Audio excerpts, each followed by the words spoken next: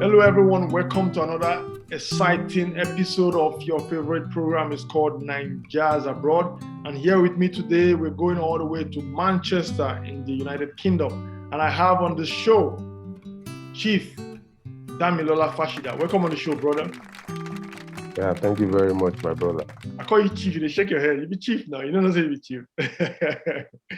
My brother, it's good to have you here. Please, can you introduce yourself to our viewers? My name is Damilola Fasida. My friends call me Dami. I'm from Ondo State by birth, Nigeria. Where in Ondo? That's Ondo Town Central, but to be candid, I've never been there. I was born and bred in Lagos. Okay. I've spent most of my life living in Lagos and growing up in Lagos, schooling in Lagos. Okay. So I'm an Ondo abroad. Don't be lying. That's good. Well, just for the sake of this show, I've known Mr. Fasida now for, brother, it only reached, it's just in my past 20 years. Since 2000, Sure. I believe 2000, was it 2? 3? Or 2003? Yeah, 2002, 2003. Yeah, when we started school in the Polytechnic Ibadan, at That's correct. Undoyi campus in Erua, That's correct. for the Polytechnic, we started the pre-degree, and it was, I think it was, the session was the 2002, 2003 session. That's correct. Where we first met. You don't say Yes. it's been a long time coming. Preliminary days. When you actually left Nigeria, what prompted your decision to do that, please? As part of aspirations, when my wife and I decided to relocate from Nigeria, we had one common belief in mind, and which was having a better future for our kids. We weren't even thinking of ourselves because, of course, we have spent more than 30 decades of our lives in Nigeria. We have seen quite a lot of things, and then we have adapted to it. And over the years also, we have visited places, seen how the world is. But then these are kids we just brought into the world, and then knowing fully well that the environment which they are is kind of toxic. So we decided to give it a trial to give them a better future in terms of stable education, a good government and security, and let them have their own view of the world as well. Yeah. So that really informed our traveling within the country. Great points, and I hope I would like to say, I would like to believe that most people who actually ventured to leave the shores of Nigeria actually have similar factors that prompted or that ignited their decision to relocate. When exactly did you leave Nigeria, sir? I would say it was a COVID year, which we left. Yeah, you can call it the COVID year. That should be about 2020. Yes, that was about the time we left, even though things were a bit tough. So we weren't expecting it to be seamless. It wasn't, because of the old lockdown procedures and the difficulty in getting the paperwork done, as most offices were shut down. Yeah. So we left in that COVID year through thick and thin. Then I would say it was eventually successful. I can imagine. Relocating during the regular season when there are no pandemics or epidemic outbreak, or even relocating in the summer is even hard. Not to talk about relocating in the midst or in the middle of a global pandemic. It was very challenging. What was the transition like? How did you and your family transition from living in Nigeria and moving all the way to Manchester? First, it was a very big move. If you play chess a lot, there are moves we call a big move. When you make a big move, it means you're killing the opponent, because it involved a lot of cost analysis. It was a big time project for us, because apart from the official payment of documentation and the paperwork, you now begin to think about your stay, where you're going to reside. Then at that time, if I could recollect, there was nowhere you could stay, even in an hotel. You couldn't. Yeah, because So everywhere you was had locked. to, yes, there Everywhere was was nowhere you basically could locked stay. down, right? Yes, so you had to get a place that would secure you, your family, and yourself. And then the payment was exorbitant. It was out of this world. But it was a sacrifice we were willing to make, which we eventually did. Settling in wasn't that easy, but thank God that we were able to stem the tide. All glory to God, my brother. It's nice to hear that. Moving from one location or from one region or from one country to another, like you did, sometimes comes with various challenges. Can you highlight That's right. one or two key challenges that you encounter? Well, the first week, 2 weeks when we moved in while trying to settle, the first challenge we had was that of accommodation. Where to stay, location, what kind of house, how do you pay, knowing fully well that you've never worked in the UK before. And then the process of getting accommodation was very, very tough without having um, a working history in the UK. So accommodation was one of the challenging things. So we knew because right from Nigeria, we already started looking for one. Which was quite difficult. And when we came in, it got so good. We stayed in an hotel for a while, and not hotel per se, it was Like Airbnb. Airbnb or what? That's correct. Okay. So we were able to stay there for a while, after which we moved after the mandatory lockdown period that you were supposed to isolate, the checks were done, the COVID thingy was done, and all of that. So we had to isolate for 2 weeks. Just the kids were eating, drinking, sleeping. Then money was just being spent and running money down. was not coming in. You know what I mean? My So brother. we were basically living above the budget. Yeah. So accommodation was the only challenging thing that we faced, which God be the glory, we were able to secure one. We were able to secure one that was good enough for the family size, and then we were able to move into the accommodation, and that's where we are up till now. All right, thank God, thank God. How would you describe the people of Manchester and the living style of people in that locality? Well, the city of Manchester is more likely to it's more it is the far north of England, so it's not like the hustling and bustling of London City. Then it's also a cosmopolitan city. I think is one of in the whole of Britain, I think is the third largest city and the most busy airport. They have the most busy airport in England as well. It's the third largest city and one of the best places to live in the world as well.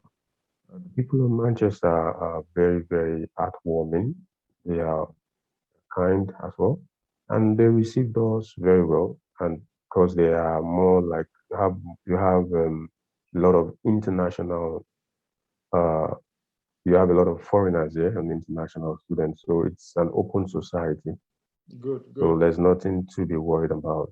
good. We're well received, and then the culture is nice and warm. Oh, nice to hear that. This brings us to some fun facts about Manchester.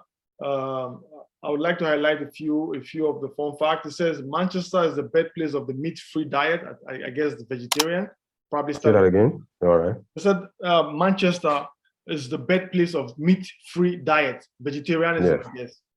That's good. Then also too, it says Manchester is truly the home of football. I guess because they have Manchester United and Manchester City. Yes, Okay, that's good. Then the third fun fact says Manchester has the first public library. Sure.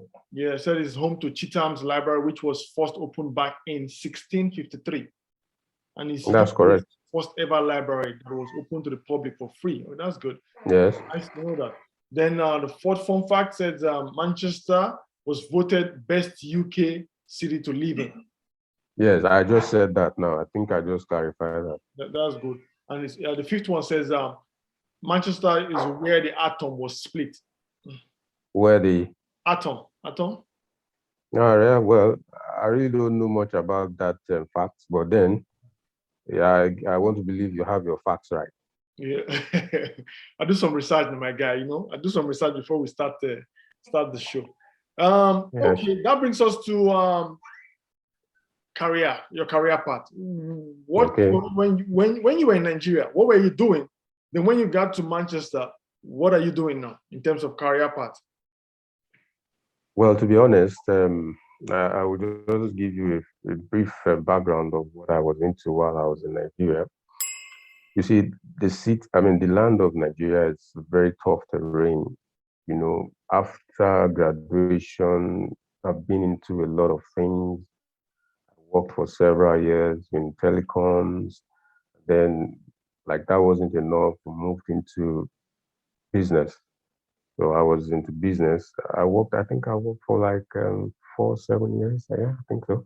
Then I moved into business. I first dabbled into agriculture. It was tough. You had a lot of people trying to swindle you. Then from there, I gained some knowledge about the financial services, the financial world, which I went into eventually. So I was more like a business entrepreneur. I Okay. had people working for me, which I recruited as well. Mm. And I was all over the place, Yeah. traveling all night and day in the air and on the sea. I could hardly see my family. Oh boy. So for me, I was more of an entrepreneur while I was in Nigeria. So having coming down to England, of course, is a new terrain. Couldn't just dabble into business. So I just had to lay down low and look for a profession that suits my kind of person, which now brought me back into the labor market. And country that is just coming out from COVID, they Yeah. had a lot of shortfalls in the employment rate.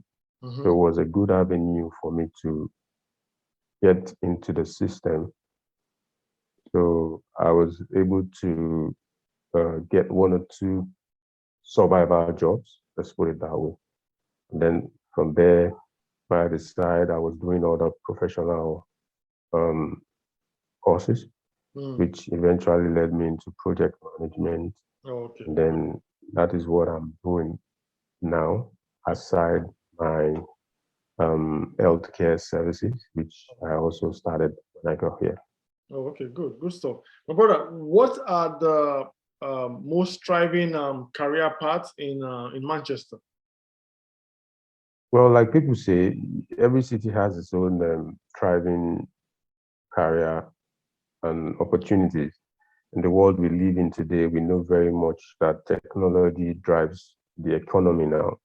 Then in Manchester, it's still the same. You have digital transformation in all of the um, what do you call institutions. So if you're talking about careers that thrive, I just mentioned project management. If you're into real estate, then it's going to be fine as well. We have a business analyst. When you're talking about IT, you have a good career in IT. Of course, there's project management in every facet of life. So you could fit into all of that. And then you talk about web developers is also into IT, Yeah, software developers. Yeah, IT driven. it's a broad sector.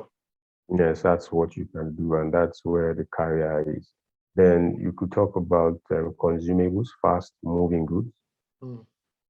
It's a diverse world, so many things, but career wise, you just need to know what suits you as a person and develop yourself in that direction. That's good. Good to know. When we talk about Nigerians living abroad, sometimes some of us, when we were younger, when they tell you, oh, would you ever travel abroad? Some people, they used to ask me before because I still have my uncles here in the US. When they are talking about, you go travel abroad one day. So my mind then, as a young chap now, I'll be thinking, man, I'll feel good do without eating a bar, fufu, amala, kind of Did thing. that ever happen? Yeah. So I feel say go they hard to see those kind of food. I bet they have some areas abroad that you hardly see African market or African food. In Manchester, do you have places where you can get the Nigerian food or the African market? Yes, in Manchester, not just Manchester, all over Europe here, you have where you can have access to African cuisine. For example, here in Manchester, we have what we call the superstores, Manchester superstores. There you can get whatever it is you want comes from Africa. Whatever it is you have been eating in Africa, you have it in Manchester superstores all over the place.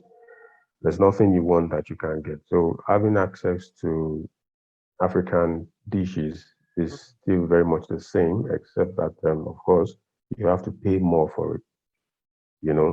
I, for one, we shop in all of those places mostly, and that's where we buy most of our groceries and consumables. And then we are only just trying to, once in a while, have some international cuisine mixed up with it, just to balance it out and have a taste and feel of other countries, when it comes to their culture and their feeding, you know what I mean? So Yeah, good. you would definitely get African dish. Yeah, okay, good to know. At least for some of us now who are thinking, oh, there might not be Nigerian food in Manchester. Oh, you will. There you go. There you have it. For people who would want to travel to Manchester sometime in the future, what are some historic places you can highlight for them to, pay a visit to, or to put in their schedule to visit when they actually come to Manchester in the future? Well, there are lots of tourist attraction sites in Manchester. First on top of my list, which you have said earlier, is the Trafford Centre. When you get to the Trafford Centre, you can also visit Manchester. What's it called now? The Manchester Stadium, the main bowl of the stadium, which is Old Trafford. So the Trafford Centre has a shopping mall, and that is where the stadium is, which is where you normally call Old Trafford. These are tourist attraction sites. So the Trafford Centre has a lot of shopping malls where you could get some nice, collections and antiques and whatever it is that you want, you can get it there. Also, you can, if you are more fascinated with nature, you could go to Peak District or Lake District, where you go there. These are where you have just basically nature at its best. Just no pollution, you can't have buildings there. It's just the sea, natural things. Okay. The animals, these are good locations where you can go to. Or you can also visit the museum. We have the Regimental Museum, where you have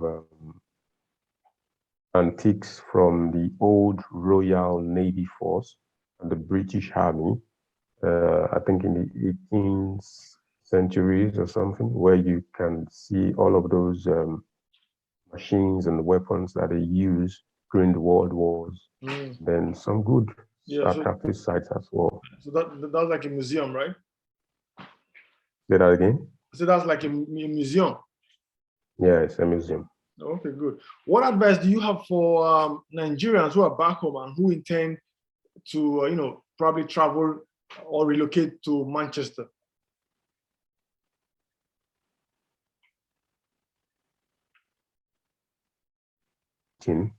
Out of Nigeria or to Manchester is such that it's a good thought if you can leave it to the end. I would just advise that they keep to it and they do not derail from that ambition. It's a good one, and then it's worth the stress, and then it's worth the time, the investment, if you're thinking about it. Not just Manchester, anywhere in Europe, All right, my brother. Thank you so much for that advice. Haven't lived in, haven't lived abroad. Of course, you've been traveling before. You've been relocated now.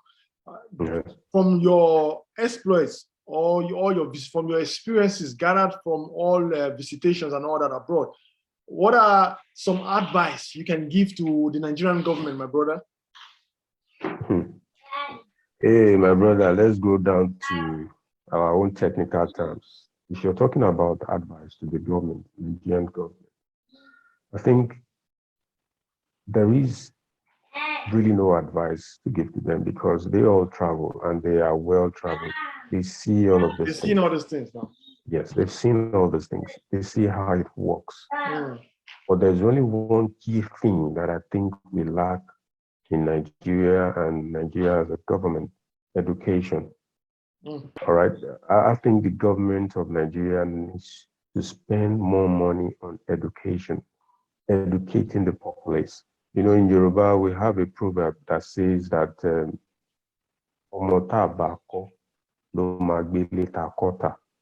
that means is that a child that is not trained is the same child that will sell off your house when you leave it to him. Even while you're alive, he will sell it. Because if you look closely at that nation, Nigeria, we have the northerners, the southerners, and people from the west and all of that. But the major percentage of the uneducated people are from the north. And they are the ones giving us the problem that we are facing in Nigeria now, because they are all mostly uneducated. So I think education is part of the problem we have in the country. And I think that's a good advice I can leave for the government. Because here, if you look at the education sector here, the least person here can read and write. At least. Yes, the least person can read and write, and then they know their basic rights. Right. But then, if you look at the Nigerian government, what they have there, they seem not to understand that education is it's deliberate. I think it's a deliberate plan to keep people uneducated. Because if you look at it, even as we speak now, you understand, and this has been on even before you and I got into the university. This issue of strike has been on and off. So the advice is they should work more on education sector. Good. And then once the education sector is fixed, whatever infrastructure you put in will be managed properly by the citizen. Correct. You don't build a house from the top. So I think education is one of the key things that needs to be attended to in Nigeria. My brother, thanks a lot. It's been nice chatting with you. And I believe and I hope that our viewers would enjoy this episode. Please subscribe to the channel, like the video, share with your friends, and also turn on your notification button for future uploads, and also follow us on this channel. I'll see you guys again on the next one. Until then, thank you so much, Mr. Fasida, my brother. I appreciate you, man. You do well. Nothing to you. Yes. All right. Cheers. All right. Bye.